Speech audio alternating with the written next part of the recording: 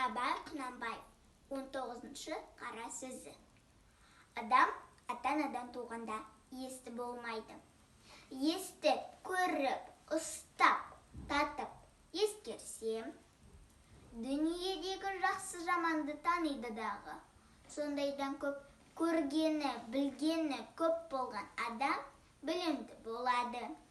Естілерін айтқан сөзін ескеріп жүрген кісі өзі де есті болады. Әрбір естілік жеке өзі іске жарамайды.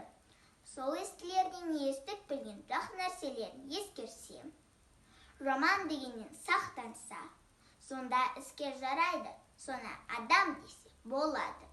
Мұндай сөзді естігенде шайқақтап, шалғырттанып, не салбырап, салғырттанып естісем, сол естіген жерін қайта-қайталап сұрап, ұғайын деп тұшынбасам, әлде сол жерде сөздің расына көзі жетсе де, шыға беріп қайта қалпына кетсем, естіп-естпей не керек?